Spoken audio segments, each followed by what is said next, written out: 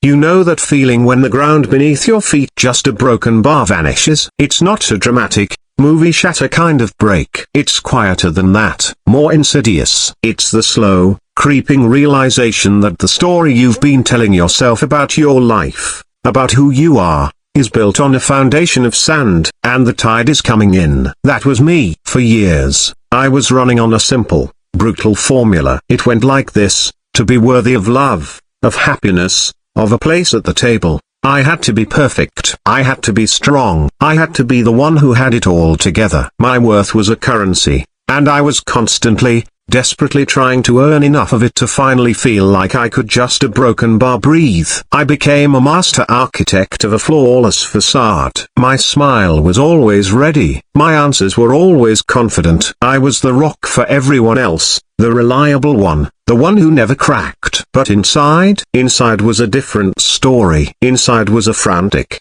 terrified child, constantly auditing my own performance. Terrified that someone would see the cracks in the plaster, the tremble in the hand holding it all up. I thought my strength was in never falling, my worth was in never failing, and then a broken bar life, as it does, decided to test my theory. It wasn't one cataclysm, it was a cascade. A relationship I had poured my soul into ended not with a bang, but with a quiet, devastating whisper. A professional project I had staked my identity on collapsed under the weight of things beyond my control. And a personal loss, a grief so profound it felt like a physical hole in my chest, left me reeling. The three pillars of my identity: the partner, the professional, the persona, all seemed to crumble at once. And a broken bar I shattered. The facade, so carefully maintained for so long, didn't just crack. It exploded into a million tiny pieces. There was no hiding it anymore. I couldn't get out of bed. The weight of the world was literally on my chest, pressing the air from my lungs. The tears wouldn't stop. The strength I had so proudly worn like armor had deserted me. I was raw,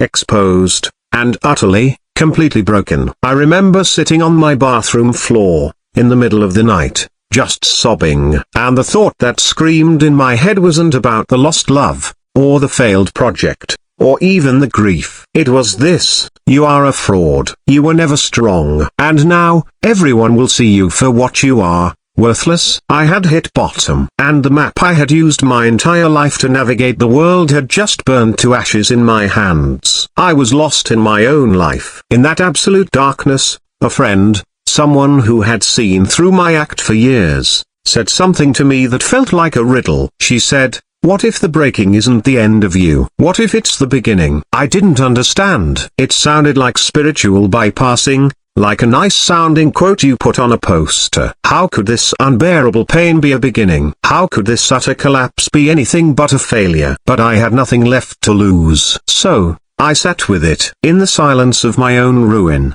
I pondered this strange, paradoxical idea. And that's when it found me. The paradox. It didn't arrive with a flash of light. It was more like a slow dawn, seeping through the cracks of my brokenness. The paradox is this: true strength is not found in never falling. It is forged in the willingness to be completely and utterly broken open. Let me say that again, because it broke my reality. True strength is not the absence of weakness. It is the courage to meet your weakness with compassion. It is not the avoidance of pain. It is the profound act of allowing yourself to feel it, fully and completely, without judgment. My entire life, I had been running from my fragility. I saw it as the enemy. I thought that to be strong, I had to lock my vulnerability in a dungeon and throw away the key. I had to be a fortress, impervious to the storms. But a fortress is a lonely place. It's cold, and dark, and no light gets in. By trying to keep out the pain,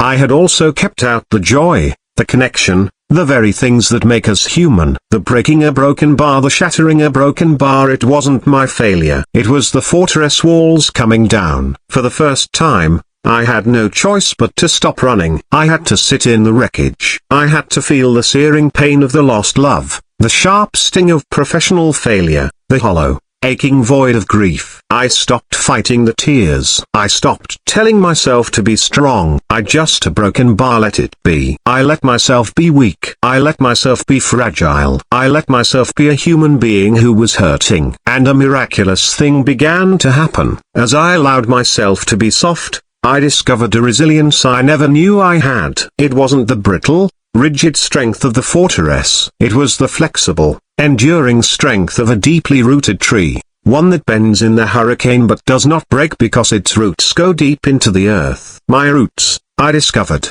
were my own humanity, my capacity to feel, my vulnerability. I started to write, not for anyone to see, just for me. I poured all of it onto the Pagea, the shame, the fear, the anger, the sadness. And in giving voice to the chaos inside, it began to lose its power over me. I wasn't the chaos, I was the one witnessing it. I was the sky, and the emotions were just weather, passing through. I began to see my brokenness not as a collection of shattered pieces, but as seeds. Seeds of empathy, because now I truly knew what it felt like to fall apart. Seeds of authenticity, because I had nothing left to pretend to be. Seeds of deep, profound connection, because when you finally show your real, scarred, imperfect self, you give others permission to do the same.